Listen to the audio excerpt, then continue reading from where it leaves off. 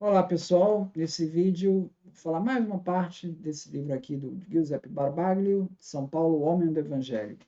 Essa é a parte final, só alguns comentários adicionais aí desse livro.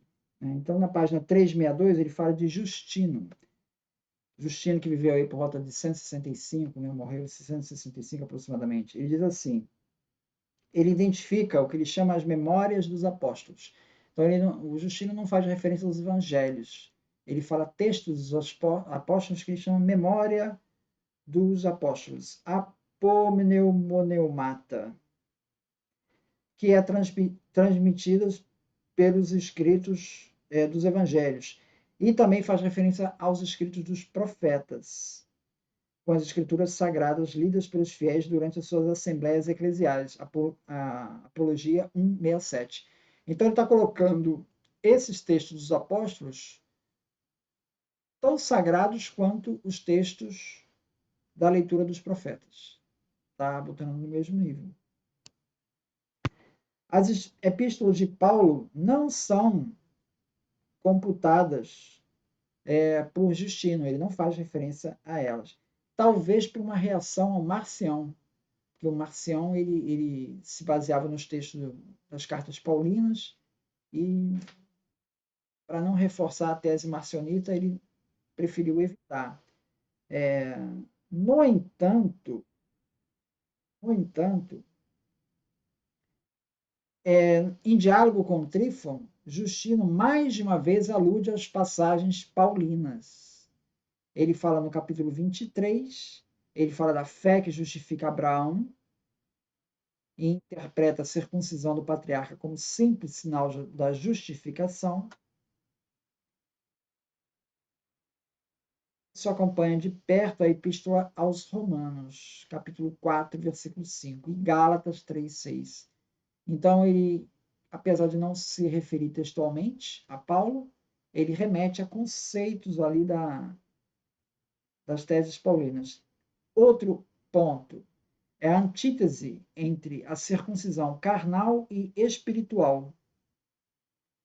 Está lá em Paulo, em Romanos 2, 28, Colossenses 2, 11, e também está em Justino, em diálogo com Trífon 43.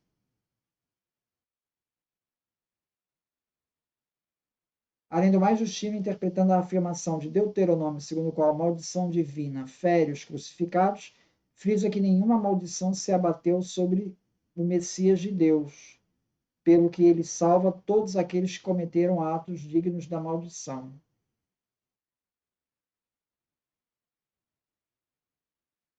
Pouco depois, cita expressamente Deuteronômio 27, 26, citado também por Gálatas 3, 10.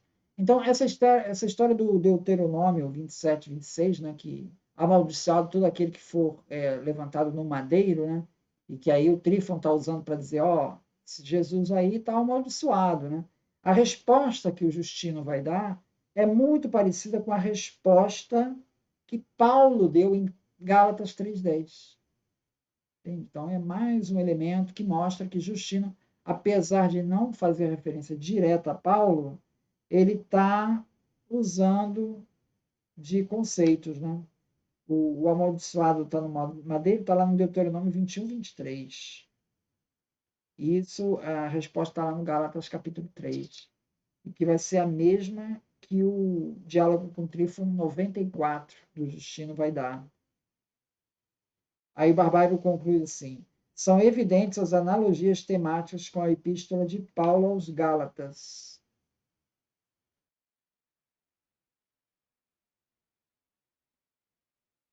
Temos nos dois casos o sentido soteriológico da cruz salvador, né? Salvação libertadora da humanidade que caíra sobre a maldição divina, marcando uma verdadeira recepção da teoria paulina.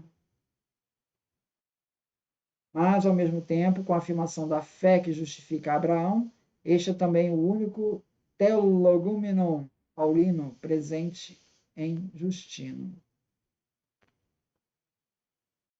Depois ele vai adiante, fala do Tassiano, Tassiano que também é seguidor de Justino, né? E que fez lá uma síntese dos evangelhos, já tecerão, e ali ele mostra fortes analogias do Tassiano com o texto de Paulo, principalmente em Romanos 7,14, quando fala a contraposição entre carne e espírito, a definição do Logos como primogênito do Pai, que retoma o hino cristológico do hino de Colossenses, também muito parecido. Então, novamente, são conceitos que são usados ali por Tassiano e que também aparecem ali nos textos de Paulo. Página 376.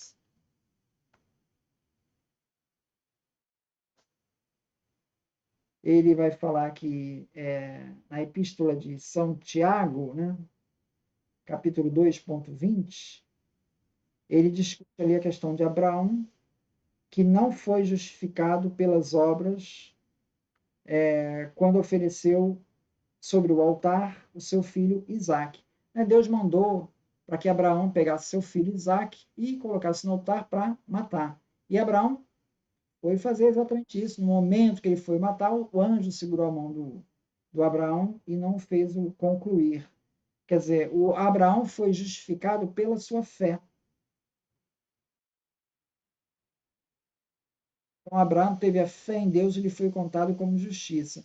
Isso está em Tiago 2, 23 e está em Romanos 4, 3, 9 e 22, em Gálatas 3, 6.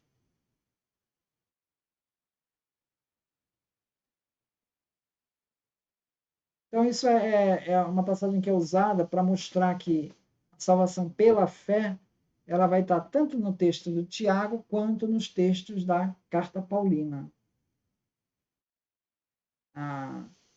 Ele foi salvo mesmo sem ter feito as obras da lei, né? Foi antes mesmo de ter feito as obras da lei, ele foi justificado pela fé.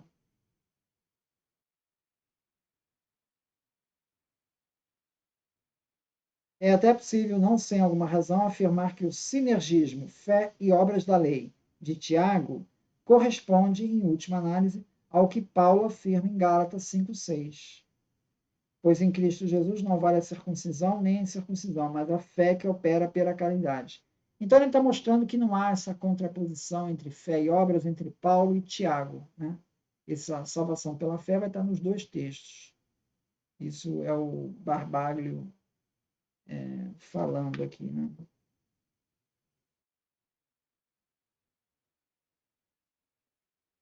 Outra observação interessante que ele chama é assim: no Evangelho de João e nos escritos de João, na carta, ou João nas epístolas, e também no Apocalipse, atribuído a João, né? Não se fala ali da figura de Paulo, jamais ele é mencionado, bem como as suas cartas, não tem nenhuma referência.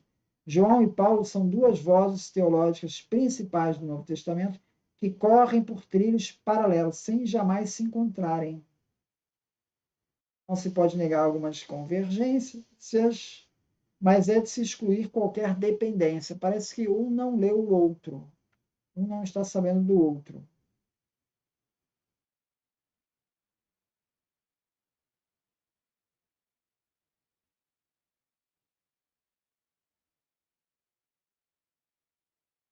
Os escritos de João devem ser computados entre as vozes simplesmente estranhas à influência de Paulo. Parece que não sofreram essa influência de Paulo.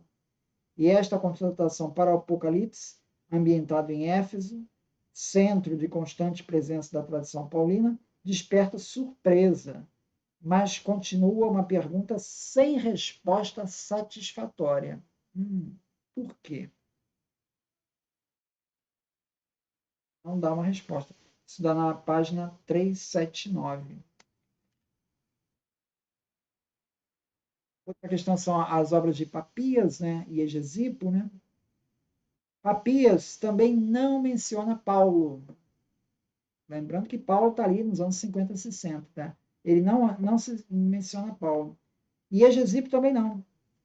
Agora, é interessante que Hegesipo está ligado aos círculos cristãos judeus conservadores, provavelmente de origem judaica. E eles fizeram uma viagem a Roma passando por Corinto. fito de informar-se sobre a sã doutrina transmitida pelos apóstolos. Talvez não seja arbitrário fazer a hipótese de que teve contato com a memória de Paulo ainda viva na igreja coríntia e na de Romana, mas ele não fala nada. Seu silêncio, portanto, é intencional.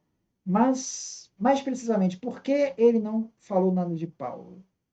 Houve quem pensasse que Papias e Gesipo se deixaram levar por reservas mentais em face de quem fora utilizado por hereges gnósticos e marcionitas.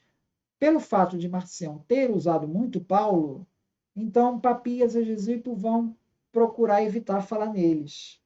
Mas o Barbaglio lhe dá uma outra explicação. Ele diz o seguinte, que o Papias ele dá muito destaque ao testemunho vivo das pessoas que conviveram com Jesus. E não é o caso do Paulo. Tá?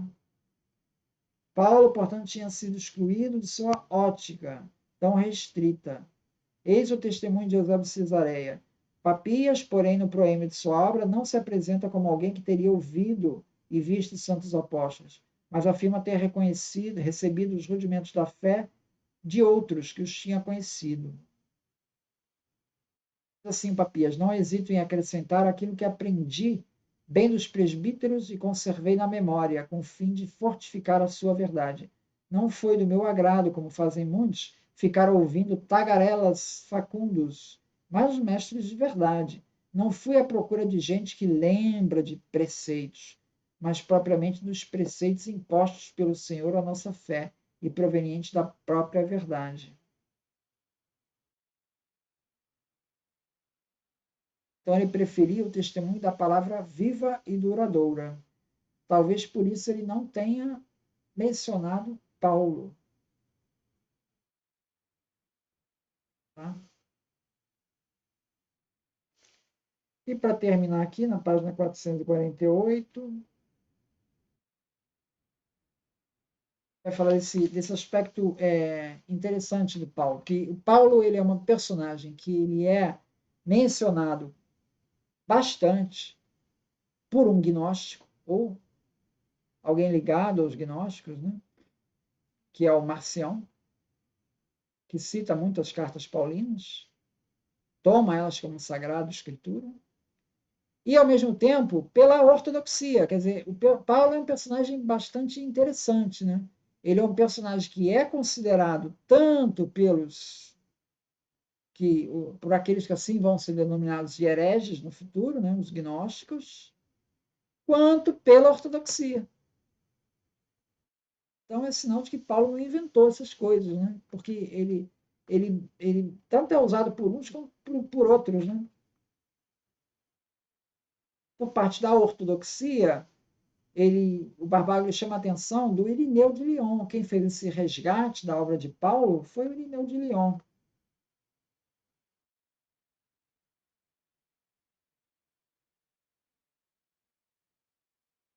Autor do Contra Heresias, ele fez valer a via média, ou melhor, a solução católica. Nem somente Paulo, nem sem Paulo, mas Paulo em plena harmonia com os outros apóstolos.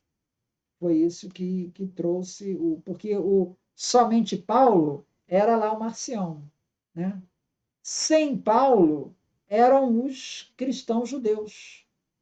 Os cristãos mais ligados ao judaísmo queriam se livrar das teses paulinas. E o Irineu vai trazer o meio ponto. Nem somente Paulo, nem sem Paulo. Então é interessante como é que o Paulo ele é um personagem aí central nessa história, né? Achei interessante essa analogia. Então é isso. Muito obrigado, então.